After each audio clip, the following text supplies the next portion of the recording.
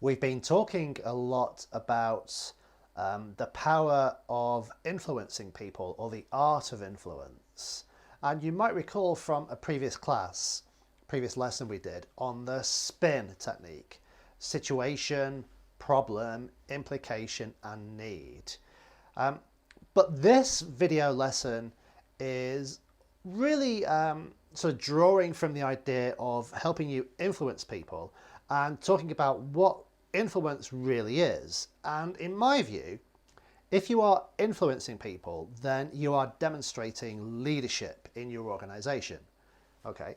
And I think leadership is really, really important. Organizations nowadays are not as structured as they were, as they used to be. They are much more fluid. And also, most people have access to social media and collaboration tools. So we're working closer together. And if you want to be seen as an influencer, or you want to influence people, then you want to be seen as a leader. Now, that doesn't mean you are the leader of the group or a leader of the company, but a leader can just be somebody who shows people or gives people advice or tells people how they can achieve what they want to achieve. So every team needs leaders, and I want to talk to you about how you can become a leader and influence outcomes in your team and with your friends and with your colleagues. Okay. So the first thing to think about if you are trying to lead people or influence people is you have to know your audience. You have to understand who the people are, not just who they are, but what kind of people they are. So you want to focus on either the person or the group of people that you want to influence. And you need to find out, you need to look and analyze and try and discover what kind of person or people are they. Okay. Find out about their backgrounds, find out about what motivates people. Okay. This is key because if somebody who you want to influence has an analytical mind, they love facts and figures, then you need to be able to use facts and figures to help to influence that person. And you also have to make sure that your facts and figures are correct. Okay. But somebody might be results orientated, looking down the road at what they can achieve or what they can get from doing something. And if you want to influence that kind of person, you have to sort of focus on their achievements at the end. Okay, so knowing and understanding people is a key part of influencing people and also leading people. Yeah. So know your audience. Now, this next step that I want to talk to you about is pretty obvious. On your journey, you will make mistakes. You will learn the hard way from your mistakes. But the biggest lessons I can give you from my own mistakes is, number one, don't presume or don't assume that everybody is the same. Okay, even a small group of people working on a project trying to achieve the same result, those people are very, very different.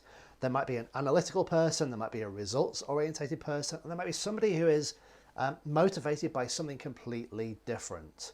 Okay, no two people are the same, so don't make that mistake. Okay.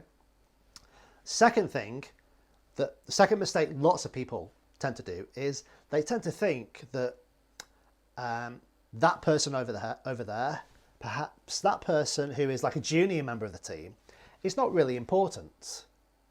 Okay, but that junior member of the team in 5 or 10 years time may be a senior member of the team. Yeah, so don't neglect junior members of the team. Don't neglect the lower levels. Yeah, be all inclusive. Okay. Being inclusive is really, really important.